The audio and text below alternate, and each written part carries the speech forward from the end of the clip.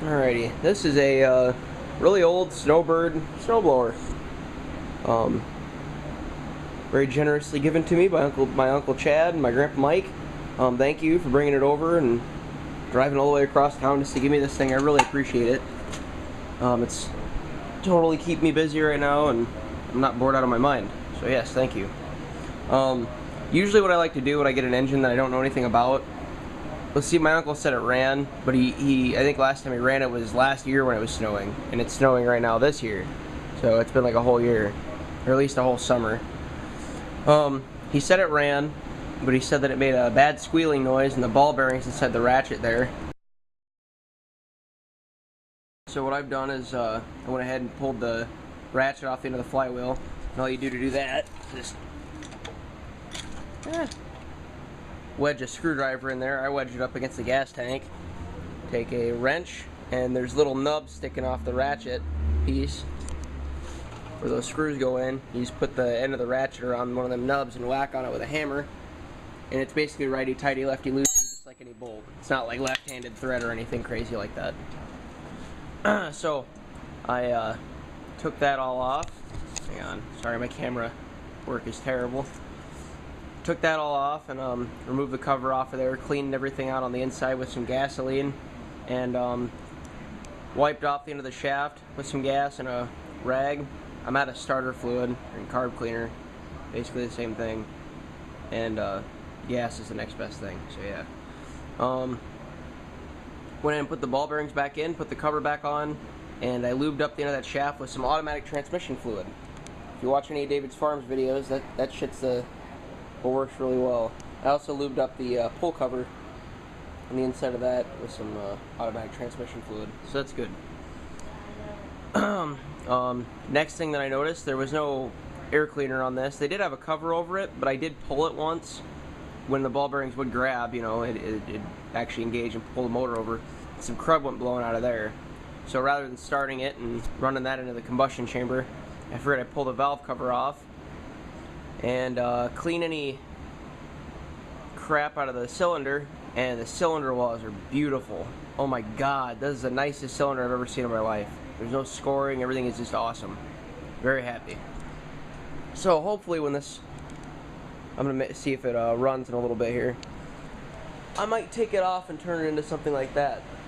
I don't know if I should restore this blower or not. I'm kind of thinking all it's missing right now is some pulleys, or not pulleys, but belts. It's missing the output pulley on the motor. But you know, I don't know. I'd like to make this run.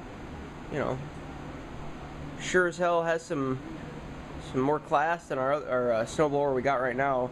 The one we have is just a newer Tecumseh. It's large, it's self-propelled, but this is self-propelled too. You know, and it being the season, almost Christmas, and clean the snow off the sidewalk like a pimp for this thing. I did look at the pull cover and the code. There's 3 sets of numbers, model, type, and code.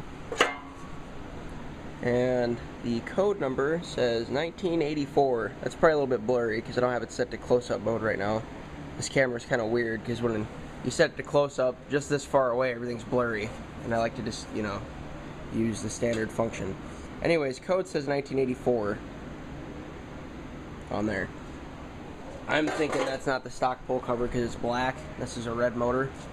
But it is a it says 5 horse. This is a 5 horsepower engine. I'd like to know what year it is. I'm sure it's like early 1960s. Just like that motor up there. Only that's a 4 horsepower and this is a 5 horsepower. So, points and condenser ignition. And it's actually pretty nice. So I'll make a startup video in a little bit here. Let me finish assembling things.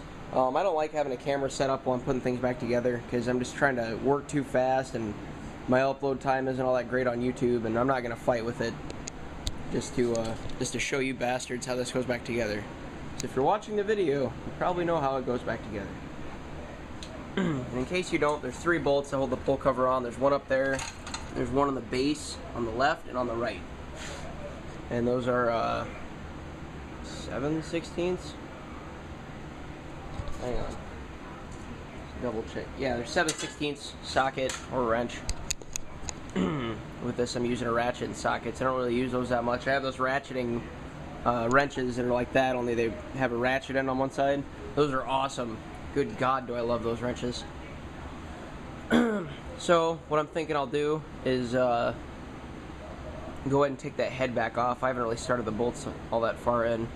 I didn't really think about it at first. Take all the linkages off the carburetor, remove that, blow out the intake port, make sure there's no more crud in there, and blow out the carburetor. And then go ahead and go outside and subtly dump that gas down the sewer. No, I'll dispose of it properly, I promise. But it's old gas and it's been in there for a while. Does not smell very good. So, yeah. Thanks for watching. This was Tim. Look forward to a startup video.